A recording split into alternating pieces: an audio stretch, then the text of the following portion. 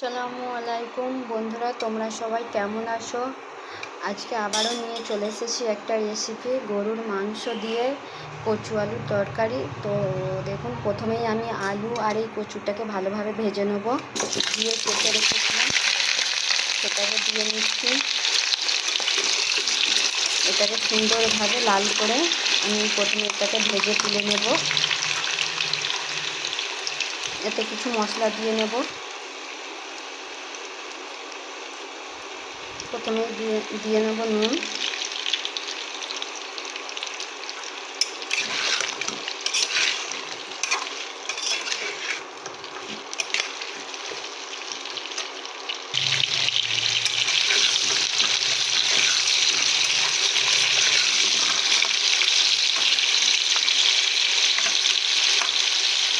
তারপরে দিয়ে নেব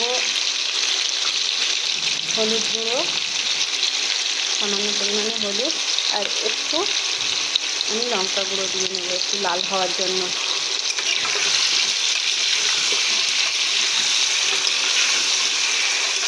দিয়ে এটাকে খুব সুন্দরভাবে ভেজে নেব।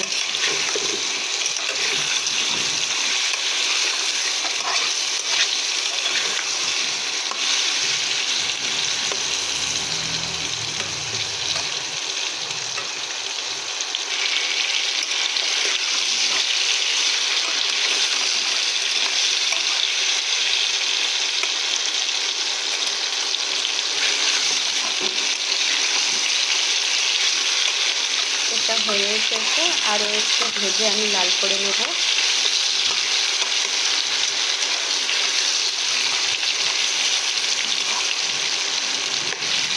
3-4 মিনিটের মতো ভেজে নেব, নিয়ে ভালোভাবে লাল করে নেব এটাকে।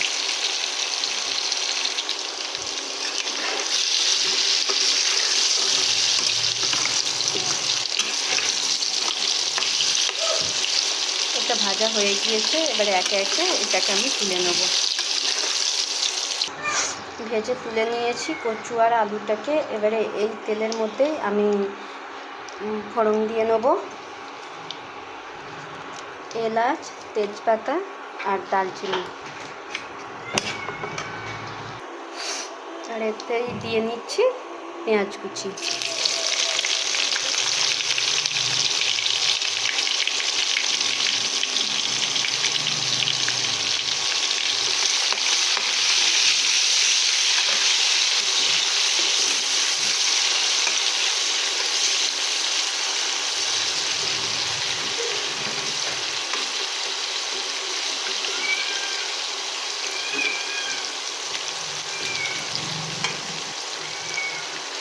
পেঁয়াজটাকে কিছুক্ষণ ভেজে নেব। এতে দিয়ে নেব আদা রসুন পেস্ট করা। আদা রসুন পেস্ট করে রেখেছিলাম, সেটা দিয়ে নেব একসঙ্গে পেস্ট করা।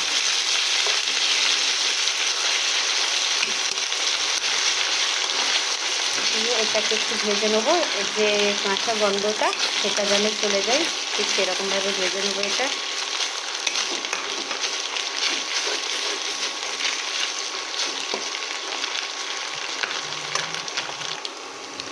ভালোভাবে লাল করে নিচ্ছি।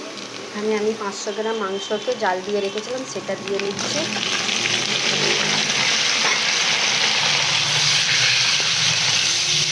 আপনারা চাইলে মাংসের পরিমাণটা বাড়িয়েও নিতে পারে এবং কি কমিয়েও নিতে পারেন।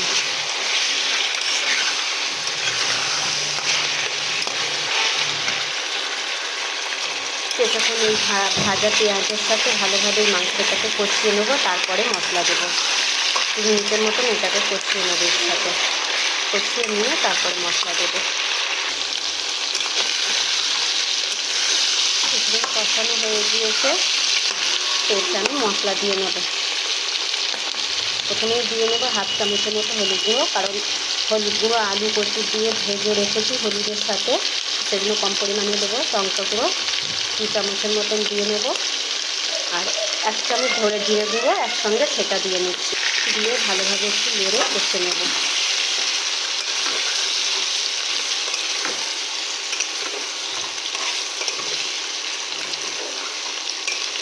এতে অল্প করে জল দিয়ে দিয়ে দিচ্ছি। দিয়ে এটাকে ভালো করে কষিয়ে নেব। কিছুদিন এটা কষাতে হবে। সবশেষে 1 চামচের মতো নুন দিয়ে নিচ্ছি,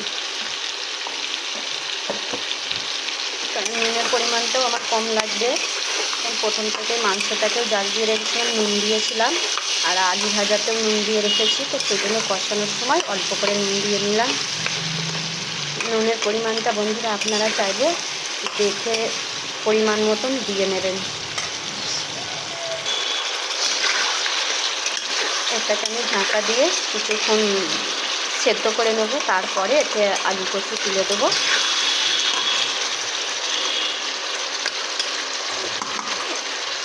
ঢাকা দিয়ে দেবো, 5 মিনিটের মতন এটা সেদ্ধ করে নেব, তারপরে আলু দিয়ে কষিয়ে নেব। আবারও ফিরে এলাম 5 মিনিট পরে।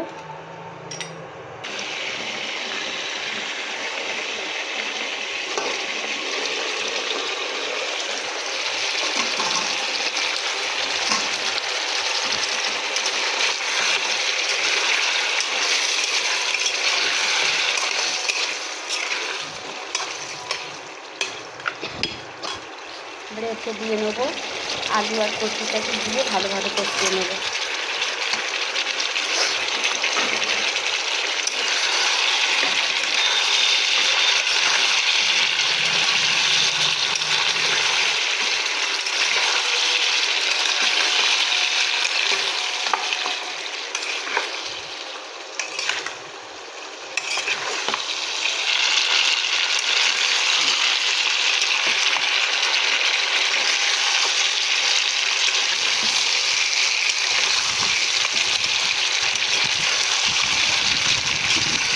কয়েক মিনিট এটাকে খুব সুন্দরভাবে কষিয়ে নিতে হবে।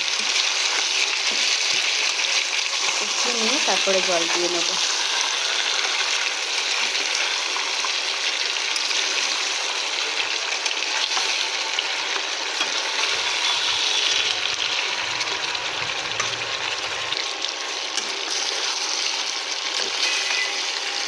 দেখতেই পাচ্ছেন কত সুন্দরভাবে আমার কষানো হয়ে গিয়েছে। তো এবারে আমি এতে জল দিয়ে নেব।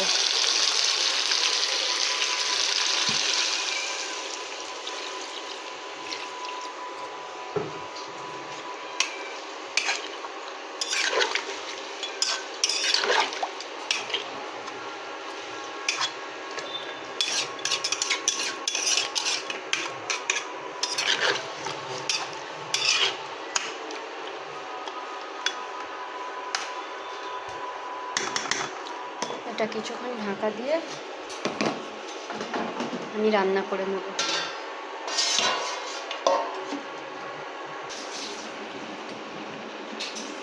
ফিরে এলাম কয়েক মিনিট পরে।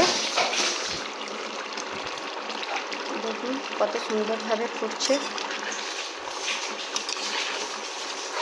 আমার তরকারি হয়ে এসেছে, আর 1 মিনিট 2 মিনিটের মতন আমি করে নেব।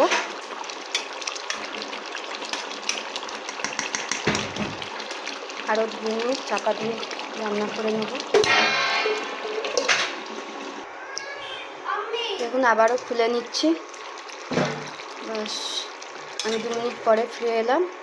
এবারে এর মধ্যে সব শেষে আমি একটু গরম মশলা ছিটিয়ে উপর দিয়ে, এই যে গরম মশলা একটু ছিটিয়ে দিচ্ছি।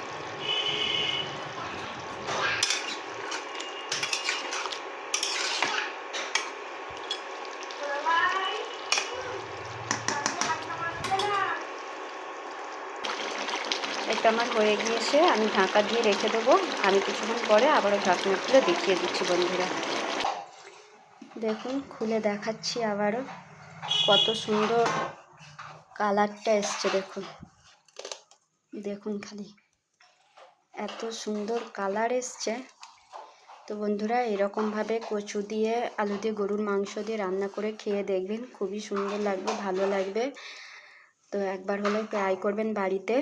সিম্পল একটা তরকারি, বেশি কোনো মশলা কিছুই লাগে না, আদা রসুন পেঁয়াজের মধ্যেই হয়ে যাবে। তো ভালো লাগলে কমেন্ট শেয়ার লাইক সাবস্ক্রাইব করে দেবেন বন্ধুরা। ভালো থাকবেন, আল্লাহ হাফেজ।